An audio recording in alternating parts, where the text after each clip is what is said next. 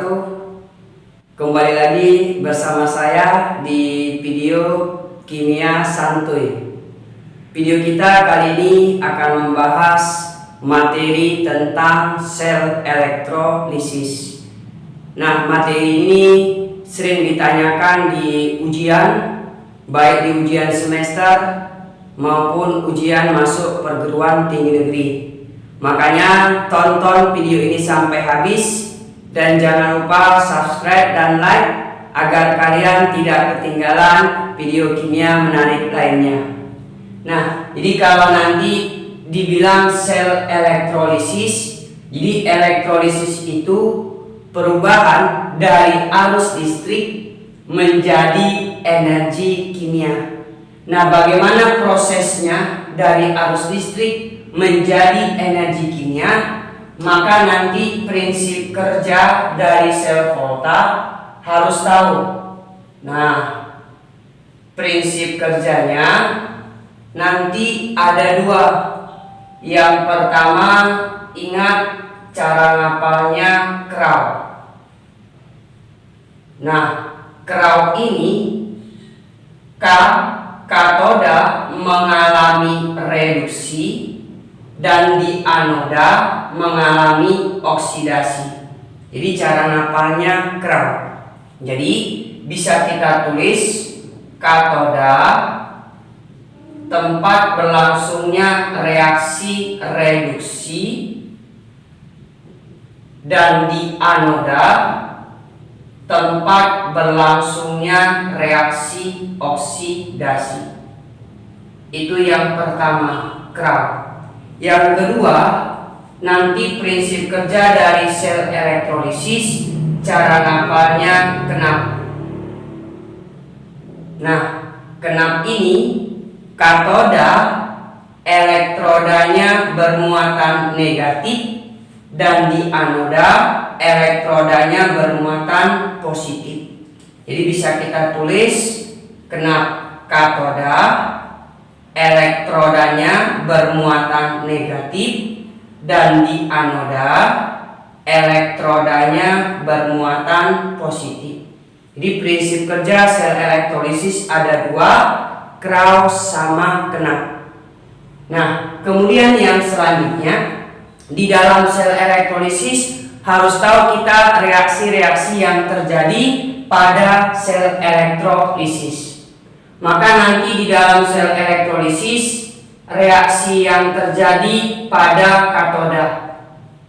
Nanti reaksi yang terjadi di katoda dan apa reaksi yang terjadi pada anoda. Nah, yang pertama kita bahas reaksi yang terjadi pada katoda. Katoda ini dia nanti mengalami reduksi. Tadi cara kerjanya adalah krav. Katoda mengalami reduksi. Nah, jadi nanti reaksi yang terjadi di katoda, maka nanti yang kita lihat yang direduksi di katoda, yang direduksi adalah kation. Jadi kation ini ion yang bermuatan positif. Biasanya kation itu di depan senyawa. Jadi yang kita perhatikan di katoda adalah kationnya. Nah, kemudian yang selanjutnya, kalau reaksi di katoda yang kita lihat nanti wujud senyawanya ada dua. Bisa nanti elektrolisisnya berupa larutan, dan yang kedua bisa nanti elektrolisisnya wujudnya leburan atau lelehan. Jadi kita lihat nanti ada dua, bisa larutan dan leburan. Nah, yang pertama kalau senyawanya berupa larutan. Nah, kalau dia nanti elektrosisnya berupa larutan, yang pertama kita lihat nanti kalau ion logam yang terletak pada golongan 1A dan golongan 2A, kemudian aluminium dan ion logam mangan, atau yang golongan 1A, 2A aluminium mangan, atau bisa juga kita buat yang terletak di sebelah kiri H2O di dalam deret volta.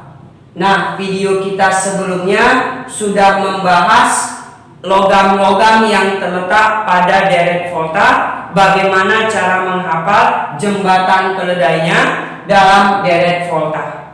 Nah, jadi kalau ion logam yang terletak pada golongan 1A, 2A, aluminium dan mangan, maka yang direduksi adalah air.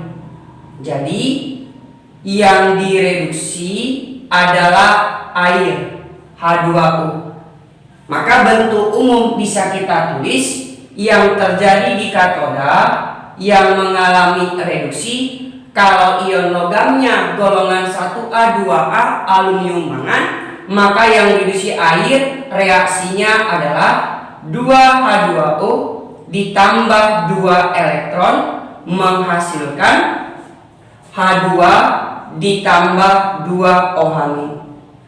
Jadi kalau nanti dia terletak pada ion logam ini, maka akan menghasilkan gas hidrogen. Yang direduksi adalah air. Itu yang pertama. Yang kedua, kalau nanti ion logam yang selain di atas, maksudnya yang selain golongan 1A, selain ion logam golongan 2A, aluminium dan mangan, atau yang terletak di sebelah kanan H2O di dalam deret volta. Kalau di sebelah kanan deret volta, maka yang direduksi adalah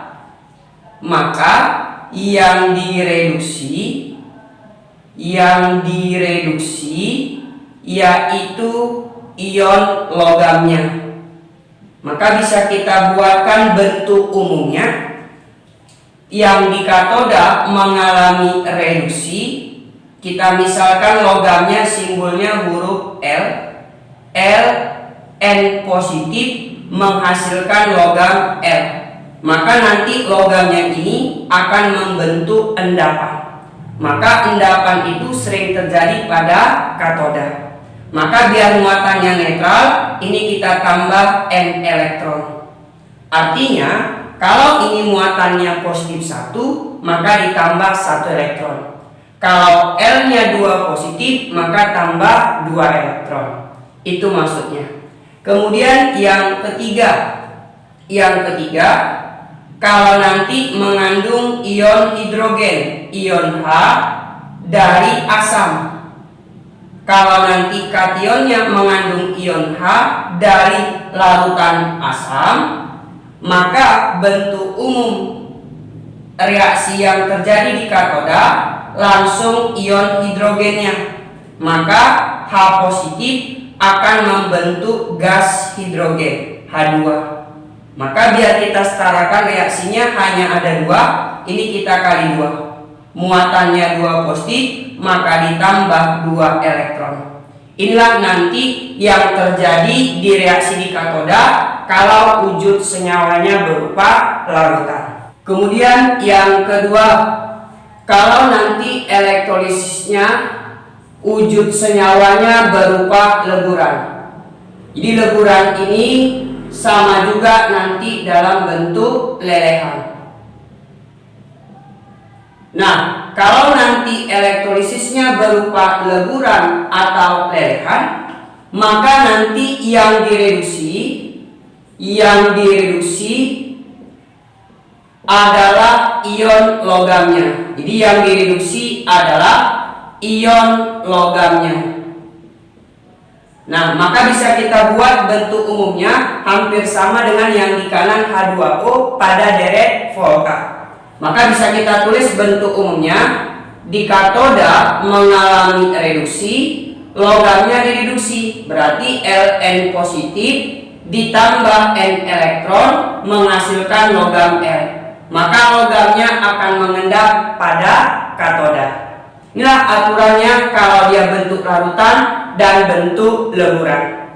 Nah, biar lebih paham, misalnya contoh soal yang pertama, kalau nanti elektrolisisnya berupa larutan NaCl, maka nanti membuat reaksi pada elektrolisisnya, senyawa NaCl ini kita ionisasi. Jadi NaCl diionisasi akan menghasilkan ion Na positif ditambah ion Cl-. Maka nanti reaksi apa yang terjadi pada katoda? Maka kalau nanti di katoda yang direduksi adalah kationnya. Jadi yang kita perhatikan kation. Di sini yang menjadi kation adalah ion Na. Natrium ini terletak pada golongan 1A. Nah, karena elektrolisisnya berupa larutan, kita lihat bentuk larutan. Nah, larutan ini ada natrium terletak pada golongan 1A. Kalau golongan 1A, maka yang direduksi adalah air. Jadi yang direduksi bukan natrium, tapi adalah air. Maka bisa kita tulis bentuk umumnya. Di katoda mengalami reduksi menjadi 2H2O ditambah 2 elektron menghasilkan H2 ditambah 2 OH-. Maka nanti yang dihasilkan adalah gas hidrogen. Jadi logam natrium tidak mengendap pada katoda. Kemudian contoh satu lagi, kalau kita buat elektrolisisnya berupa leburan. Senyawanya sama-sama NaCl. Cuman bedanya ini larutan dan ini bentuk leburan. Maka si NaCl ini kita ionisasi. Jadi NaCl diionisasi menghasilkan ion Na positif ditambah Cl-. Maka kita lihat kationnya. Kationnya juga natrium dan ini terletak pada golongan 1A. Nah, yang membedakan kalau ini elektrolisisnya senyawanya berupa leburan. Kalau dia berupa leburan, maka yang direduksi adalah ion logamnya. Maka di sini logamnya natrium, langsung natrium yang direduksi pada katoda. Maka natriumnya direduksi, reaksinya menjadi Na positif 1 ditambah elektron, maka menghasilkan logam natrium. Jadi logam natriumnya akan mengendap pada katoda. Kita lihat perbedaannya. Sama-sama yang di kation yang direduksi adalah natrium, tapi hasil di elektrolisis beda. Kalau wujudnya larutan, maka di sini banyak menghasilkan gas. Tapi kalau senyawanya berupa leburan, maka logam natrium akan mengendap pada katoda. Nah, contoh satu lagi, misalnya elektrolisisnya berupa larutan CuSO4. Maka CuSO4 ini kita ionisasi akan menghasilkan Cu2 positif ditambah SO4 2-. Maka yang kita lihat pada katoda adalah kation. Maka yang di sini kationnya adalah ion logam Cu.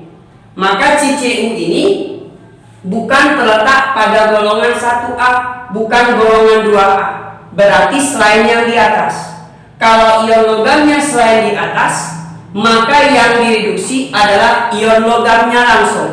Maka logamnya adalah Cu, maka bisa kita tulis reaksi yang terjadi pada katoda, maka menjadi Cu2 positif. Ini ada 2 biar netral, tambah 2 elektron menghasilkan logam Cu. Maka Cu akan mengendap pada katoda. Inilah contoh-contoh yang terjadi reaksi pada katoda. Nah, yang kedua, reaksi yang terjadi pada anoda. Anoda mengalami oksidasi. Maka nanti pada anoda yang dioksidasi adalah anionnya. Pada anoda yang dioksidasi adalah anion. Jadi anion ini ion yang bermuatan negatif. Biasanya anion itu di belakang senyawa. Maka nanti pada anoda yang kita perhatikan ada 2 jenis elektrodanya. Ada elektroda non-aktif dan ada elektroda aktif.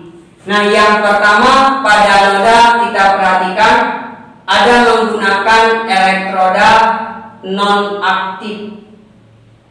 Elektroda non-aktif artinya tidak ikut bereaksi atau disebut dengan elektroda inert. Nah, yang termasuk elektroda non-aktif atau inert yaitu elektrodanya mengandung karbon atau grafit dan mengandung platina Pt dan aurum. Jadi karbon, platina, aurum termasuk elektroda non-aktif, tidak ikut bereaksi. Karena tidak ikut bereaksi, maka yang kita lihat anionnya nanti yang pertama. Kalau anionnya mengandung sisa asam oksi. Sisa asam oksi artinya asam yang mengandung oksigen. Misalnya anionnya adalah SO4 2-min. Ini berasal dari H2SO4, asam sulfat. Kemudian bisa juga dari CO3 2-min. Ini dari asam H2CO3, asam karbonat. Bisa juga anionnya mengandung NO3-min dari asam nitrat HNO3 dan lain-lain. Kalau anionnya mengandung sisa asam oksi, asam yang mengandung oksigen, maka yang dioksidasi adalah air. Nah, reaksinya bisa kita tulis bentuk umumnya. Kalau mengandung sisa asam oksi adalah anoda mengalami oksidasi, reaksinya 2H2O menghasilkan 4H positif ditambah O2 ditambah 4 elektron.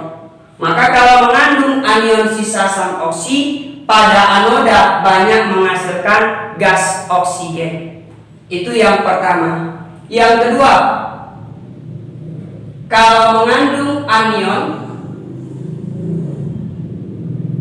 bukan sisa asam oksi, asam yang tidak mengandung oksigen. Misalnya dari klorida Cl- berasal dari asam klorida HCl. Kemudian dari Br- dari asam bromida. Kemudian dari imin Hi asam iodida, dari F- asam fluorida dan lain-lain. Kalau anionnya bukan sisa asam oksi, tidak mengandung oksigen, maka yang dioksidasi adalah langsung anionnya. Yang dioksidasi adalah anionnya. Maka nanti anionnya langsung dioksidasi. Maka bisa kita tulis bentuk umumnya. Anoda mengalami oksidasi, kita misalkanlah ini dengan X. Maka 2X ini menghasilkan X2, membentuk gas. Biar sama muatannya, maka kita tambah 2 elektron. Misalnya mengandung Cl-, maka bisa kita tulis 2Cl- menghasilkan Cl2. Kalau dia imin, berarti 2 ini menghasilkan I2 tambah 2 elektron. Itu kalau mengandung bukan sisa asam oksi. Yang ketiga, kalau nanti anionnya mengandung anion hidroksida. Hidroksida itu disimbolkan OH-. Ion hidroksida dari larutan basah. Jadi kalau nanti anionnya mengandung hidroksida OH- dari basah, maka nanti reaksi yang terjadi pada anoda adalah 4 OH- menghasilkan 2H2O ditambah O2 ditambah 4 elektron. Inilah hasilnya kalau mengandung ion OH-. Itu untuk elektroda non-aktif. Kemudian yang kedua untuk elektroda aktif. Nah, kalau elektroda aktif berarti ikut bereaksi. Nah, jadi elektroda aktif ini elektrodanya selain C, PT, dan Au. Jadi selain karbon, platina, aurum termasuk elektroda aktif. Misalnya nanti elektroda aktif bisa dipakai Fe, Ag, Cu, dan lain-lain. Maka kalau dia elektrodanya aktif, maka yang dioksidasi langsung elektrodanya. Yang dioksidasi langsung elektroda. Maka bisa kita buatkan bentuk umumnya. Di anoda mengalami oksidasi, kita misalkan M. Maka M teroksidasi membentuk Mn positif ditambah elektron. Kalau muatannya 2 positif, maka tambah 2 elektron. Kalau 3 positif, maka ditambah 3 elektron. Nah, biar lebih paham, misalnya contoh latihan, ada katanya elektrolisis larutan KI dengan menggunakan elektroda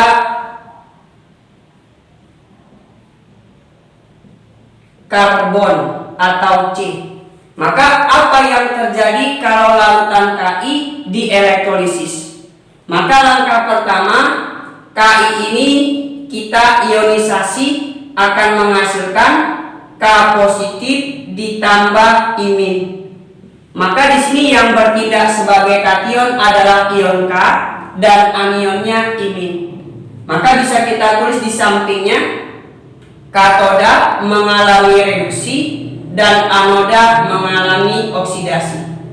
Maka nanti yang di katoda yang kita perhatikan ada 2, yaitu bisa berupa larutan dan deburan. Nah, katanya elektrosisnya berupa larutan. Kalau dia berupa larutan, lihat ion kationnya, ion positifnya. Ini namanya logam kalium. Logam kalium ini terletak pada golongan 1A. Jadi kalium ini terletak pada golongan 1A. Kalau dia larutan dan terletak pada golongan 1A, maka yang direduksi bukan logam K-nya, tapi yang direduksi adalah air. Maka kalau mengandung logam 1A, yang langsung kita reduksi adalah air. Hasilnya 2H2O tambah 2 elektron menghasilkan H2 ditambah 2O-.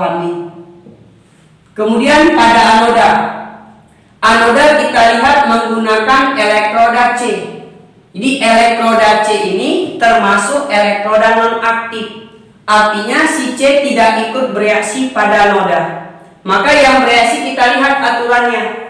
Nah, si imin ini tidak mengandung oksigen. Jadi dia bukan sisa asam oksi.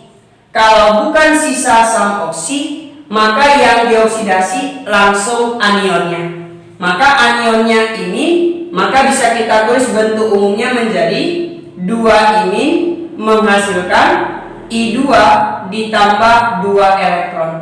Maka biar kita setarakan, kita gabung kedua reaksi ini, elektronnya harus habis. Ini ada 2 elektron, ada 2 elektron, berarti di atas kali 1, di bawah kali 1, maka elektronnya habis. Maka kita gabung kedua reaksi, menghasilkan nanti 2H2O ditambah 2 ini menghasilkan H2 ditambah I2 ditambah 2O-. Inilah hasilnya kalau larutan KI dielektrolisis. Nah, biar lebih paham, contoh yang kedua misalnya elektrolisis larutan NiSO4 dengan menggunakan elektroda Au. Nah, apa yang terjadi kalau NiSO4 dielektrolisis? Maka langkah pertama NiSO4 ini kita ionisasi. Maka NiSO4 diionisasi akan menghasilkan Ni2 positif ditambah SO4 2-. Maka kita buat langsung di sampingnya Kraut. Katoda mengalami reduksi dan anoda mengalami oksidasi. Maka yang di katoda kita lihat bentuk jenisnya ini berupa larutan. Nah, kalau dia berupa larutan, lihat kationnya. Di katoda lihat kationnya. Kationnya adalah Ni. Ni ini bukan golongan 1A, bukan golongan 2A. Kalau bukan golongan 1A dan 2A, maka yang di katoda direduksi langsung ion logamnya. Nah, ion logamnya Ni, maka bisa kita tulis langsung Ni2 positif ditambah 2 elektron menghasilkan logam Ni. Maka nanti Ni akan mengendap pada katoda. Kemudian di anoda menggunakan elektroda Au. Kalau menggunakan elektroda Au ini juga termasuk elektroda non aktif, tidak ikut bereaksi. Jadi siapa yang bereaksi kita lihat SO4 2-. SO4 2- ini termasuk sisa asam oksi. Kalau mengandung sisa asam oksi, yang dioksidasi adalah air. Maka bukan SO4 yang dioksidasi, tapi air. Reaksinya kita tulis 2H2O menghasilkan 4H positif ditambah O2 ditambah 4 elektron. Maka kedua reaksi ini kita gabungkan. Maka ini di atas ada 2 elektron, di bawah 4, berarti di atas kali 2, di bawah kali 1, maka elektronnya habis. Maka di atas ini semua kali 2, di bawah kali 1, maka kita gabungkan menjadi 2Ni2 positif ditambah 2H2O menghasilkan 2Ni ditambah 4H positif ditambah O2. Inilah yang terjadi reaksinya elektrolisis pada larutan NiSO4.